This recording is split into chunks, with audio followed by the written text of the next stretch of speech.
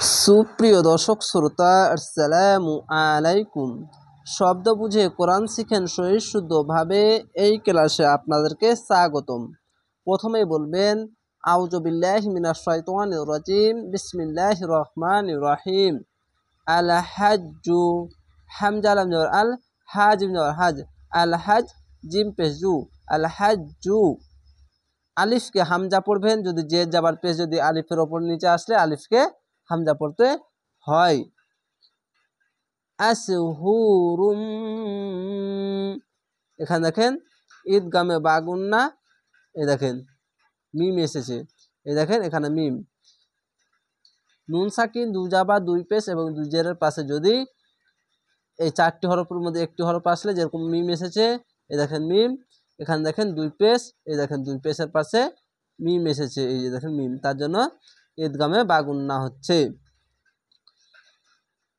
হামজা সিনবার আস, হা পেশু, আসহু, র মিম দো পেশ রুম, আসহুরুম।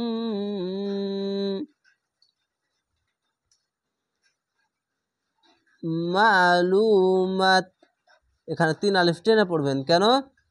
মাত, এখানে ইকফা গুন্না হতো, যদি এখানে মিলিয়ে পড়তে হতো তাহলে এখানে দেখেন জিম আছে, এখানে থামতে হবে, অক্ষ করতে হবে, তার জন্য শেষ করে সাকিন দিয়ে তিন আলিফ টেনে পড়বেন। খারজা বাড়ি এক আলিফ টেনে পড়তে হয়, আর এখানে সাকিন দিলে 1 2 3 তিনটি অক্ষর তিন আলিফ টেনে পড়বেন, মাদ্দে আরজি হয়ে যাবে। মিম আনজার মা, লাম পেশলু, পেশের পর সাকিন এক আলিফ টেনে পড়বেন। মা আলু, মিম খাজার মা, মা আলু মা, তাদু পেস্তুন, মালুমাতুন, মালুমাত। এভাবে থেমে যাবেন তিন আলিফ টেনে। এখানে ফামান, এখানে ইকফা গুন্না হবে, নুন সাকিনের পাশে ফা এসেছে, এই যে দেখেন আপনাকে বলেছিলাম নুন সাকিন, দুই জাবার, দুই পেশ, দুই জেরের পাশে যদি ইকফা গুন্না 15টি হরফ আসলে কি হবে? ইকফা গুন্না হবে। তো এখানে দেখেন ফা আছে, এই যে দেখেন ফা, নুন সাকিনের পাশে, এই যে দেখুন নুন সাকিনের পাশে ফা, তার জন্য ইকফা গুন্না হবে বাংলা অনেস্কার মতো। ফামাং, এভাবে গুন্নাটি হবে। ফারাদ, ফায়র ফা র র, ফারা দ যাবা দ, ফারাদ। ফিহিন্নাল, এখানে ওয়াজিব গুন্না, আপনাকে বলেছিলাম ওয়াজিব গুন্না দুটি হরফ, মিম এবং নুনের উপরে তাসদিদ থাকলেই গুন্না হবে। দেখেন নুনের উপরে তাসদিদ, এখানে দেখেন নুনের উপরে তাসদিদ, তার জন্য ডান পাশের অক্ষরের সঙ্গে মিলিয়ে গুন্নাটি হবে। তাহলে এরকম হবে হিন্নাল, জেরের পাশে ইয়া সাকিন এক আলিফ টেনে পড়বেন। ফিহিন্নাল হাজ্জা, হা জিম যাওয়ার হাজ, জিম যাওয়ার যা, হাজ্জা। ফালা, যাওয়ার পাশে খালি আলিফ এক আলিফ টেনে পড়বেন। ফাজার ফা, লাম আলি যাওয়ালা, ফালা। রফাসা, র যাওয়া র, ফাজার ফা, রফা, সা যাওয়া সা, রফাসা। ওয়ালা, যাওয়ার পাশে খালি আলিফ এক আলিফ টেনে পড়বেন। ওয়া যাওয়ার ওয়া, লাম আলি যাওয়ালা, ওয়ালা। ফুসুক, এখানে কালার আছে, কলকলা হবে না, কেন? এখানে লাম আছে, থামতে হবে না, যদি থামলে কলকলা হতো, এখানে থামতে হবে না, তার জন্য মিলিয়ে পড়বেন, এখানে কলকলা হবে না। কলকলার নিয়ম হচ্ছে, এই দেখেন কলকলার নিয়ম হচ্ছে, যদি এই 5টি হরফের উপরে যদি সাকিন থাকলেই কলকলা হবে। তো এখানে দেখেন জাবার আছে, সাকিন নেই, তাও এখানে কালার কিসের জন্য দেওয়া আছে? এখানে লাম আছে, এখানে থামা ভালো নয়, মিলিয়ে পড়া ভালো, তার জন্য এখানে থামতে হবে না, তার জন্য এই অক্ষরটিকে সাকিন হবে না, তার জন্য যেরকম শব্দ সেরকমই ভাবে পড়তে হবে। ফা পেশ ফু, সিন পেশ সু, ফুসু, কব যাবার ক, ফুসু ক, পেশের পড়ে সাকিন এক আলিফ টেনে পড়বেন। ওয়ালা, যাবার পাশে খালি আলিফ এক আলিফ টেনে পড়বেন। ওয়া যাবার ওয়া, লাম আলি যাওয়ালা, ওয়ালা। জিদালা, জিম যে জি, দাল আল দা, জিদা, লাম যাওয়ালা, জিদালা। এখানে দেখেন যাবার পাশে খালি আলিফ এক আলিফ টেনে পড়বেন। ফিল, ফা লামজের ফিল। হাক, হাক, এভাবে সরি হাক নয়, এটি জিম আছে, এটা কলকলা হবে। হজ, হ্যাজ ধাক্কা মেরে উচ্চারণটি হবে হ্যাজ। কেন তো আছে তার জন্য এই জেডটিকে বাদ দিয়ে মনে মনে সাকিন দিতে হবে হ্যাজ। কেন এই দেখেন কলকলার শব্দ আপনাকে বলেছিলাম, এই দেখেন জিম আছে সাকিন আছে, এখানেও দেখেন জিম আছে, এটিকে বাদ দিয়ে এখানে থামতে হবে, তার জন্য এখানে সাকিন দিলে হ্যাজ এভাবে কলকলা হয়ে যাবে। ওয়ামা যাওয়ার পর খালি আলিফ এক আলিফ টেনে পড়বেন, ওয়া যাওয়ার ওয়া মিম আলিফ জার মা ওয়ামা। তাফ আলু পেশের পরে ও সাকিন এক আলিফ টেনে পড়বেন, তাফ যাওয়ার তাফ আইন যাওয়ার আ তাফ আ লাম পেশলু তাফ আলু। মিন মিম নুনজের মিন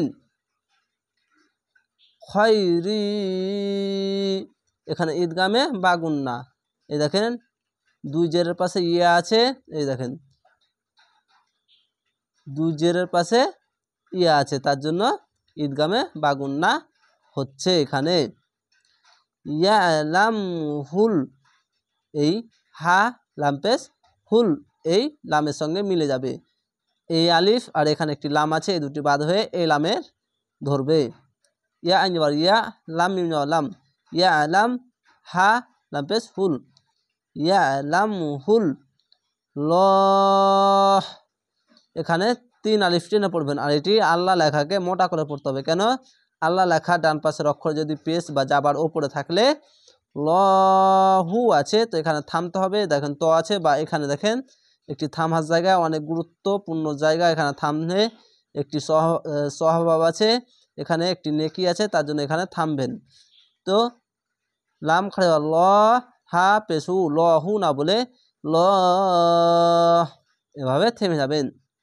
ওয়াতাজাওয়াদু পেশের পরে সাকিন এক আলিফ টেনে পড়বেন, ওয়া যাবার ওয়া তা যাবার তা ওয়াতা যাও যাবার যাও ওয়াতা যাও ওয়া যাবার ওয়া লাল পেশ দু ওয়াতাজাওয়াদু ফাইন্না এখানে ওয়াজিব গুন্না, নুনের উপরে তাসদিদ আছে তার জন্য ওয়াজিব গুন্না হবে। হাজার ফা হামজা নুনজের ইন ফাইন নুন যাবার না ফাইন্না খয়রজ এই জায়ের সাথে মিলবে, খয়র খয় রজ যা যাবার রজ খয়রজ। জাদিত এই তায়ের সাথে মিলবে, দিত যাবার পর খালি আলিফ এক আলিফ টেনে পড়বেন, আর এই দিত বলে এই তায়ের সাথে মিলবে। তাকওয়া খাড় যাবার এক আলিফ টেনে পড়বেন, এখানে দেখেন যা আছে থামতে হবে না, মিলিয়ে পড়তে হবে, তো এখানে কলকলা হবে তাক তাক ধাক্কা মের হবে। এই দেখেন কফ তার উপরে সাকিন, এখানে দেখেন কফের উপরে সাকিন, তার জন্য ধাক্কা মেরে পড়তে হবে। খাড় যাবারে এক আলিফ টেনে পড়বেন। ওয়াত্তাকুনি পেশের পর অসাকিন এক আলিফ টেনে পড়বেন, আর এই খালি আলিফটি বাদ হয়ে যাবে। ওয়াতা যাবার ওয়াত্তা যাওয়াতা ওয়াত্তা কফ পেশ কু ওয়াত্তাকু নুন জানি ওয়াত্তাকুনি ইয়া উলিল এখানে চিকন চিহ্ন মাদ্দা আরজি তিন আলিফ টেনে পড়বেন, চিকন চিহ্ন যেখানে পাবেন তিন আলিফ টেনে পড়বেন। আলবাব এখানে কলকলা হবে, কেন আয়াত আছে এখানে বা দেখেন কলকলার শব্দ বা, এই যে দেখেন বা সরি এই দেখেন বা, তার জন্য এখানে সাকিন আছে, এই দেখেন এখানে বা তার উপরে সাকিন দিতে হবে, এই জেডটি বাদ দিয়ে এখানে থামতে গেলে সাকিন দিতে হবে, তিন আলিফ টেনে পড়বেন। কেন যাওয়ার পাশে খালি আলিফ এক আলিফ টেনে পড়তে হয়, আর শেষ অক্ষর যদি সাকিন দেন তাহলে 1 2 3 তিনটি অক্ষর তিন আলিফ টেনে পড়বেন, মাদ্দে আরজি হয়ে যাবে। তা আশা করি আপনাদেরকে বুঝাতে পেরেছি। এইভাবেই আমার ভিডিওগুলো দেখেন, এই পবিত্র কোরআন গুণনাভাবে যদি পড়তে পারেন তাহলে ইনশাআল্লাহ পবিত্র কোরআন শুদ্ধভাবে শিখে নিতে পারবেন। তাহলে ভালো থাকেন, সুস্থ থাকেন, আসসালামু আলাইকুম।